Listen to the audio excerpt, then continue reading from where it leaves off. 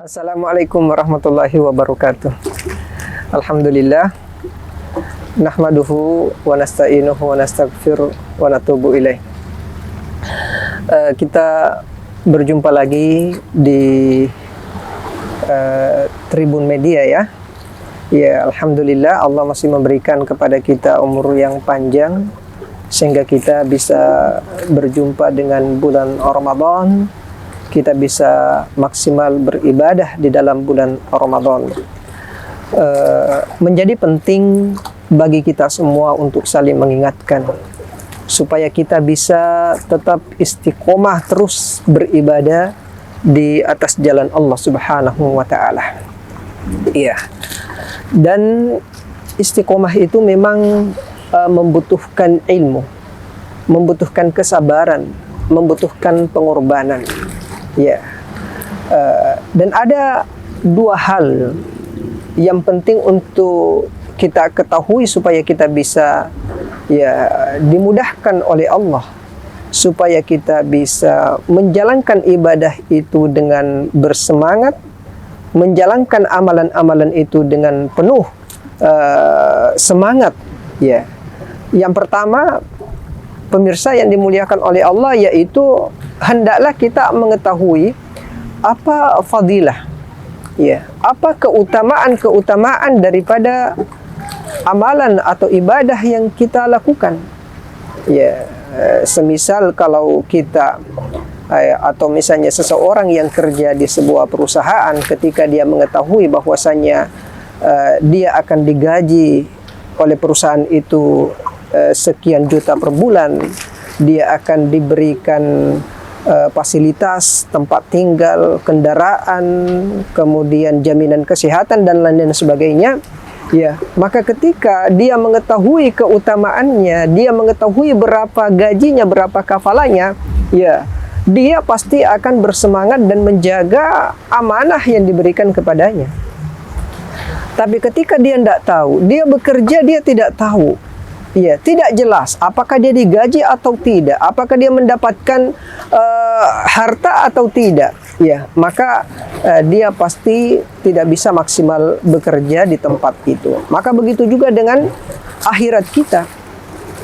Kalau kita mengetahui apa fadilah, apa keutamaan daripada amalan-amalan kita ini, maka insya Allah itu kita akan terbantukan untuk tetap istiqomah dan terus bersemangat beribadah di dalam amalan tersebut. Makanya bukan merupakan sebuah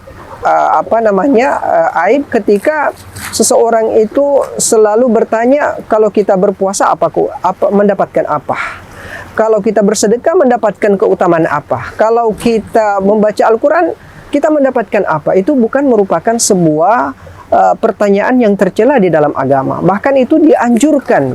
Ya, Nabi kita Muhammad SAW selalu memberikan motivasi kepada kita, motivasi kepada umatnya tentang keutamaan sebuah amalan. Kemudian yang kedua yang harus kita ketahui yaitu adalah iqab, bahaya ketika kemudian kita meninggalkan sebuah perbuatan itu atau sebuah ibadah itu. Apa bahayanya? Apa iqabnya? Nah, ini dua hal ini menjadi sangat penting karena keduanya akan membantu kita terus bisa bersemangat beribadah. Para pemirsa yang dimuliakan oleh Allah Subhanahu wa taala. Ketika misalnya kita mengetahui keutamaan berpuasa, Masya Allah, orang yang berpuasa berpotensi diampuni dosa-dosanya oleh Allah Subhanahu wa taala. Bayangkan Nabi SAW dalam hadis sahih, Nabi mengatakan, man shoma ramadhana imanan wa ihtisaban ghufira lahu ma taqaddama min dzambi.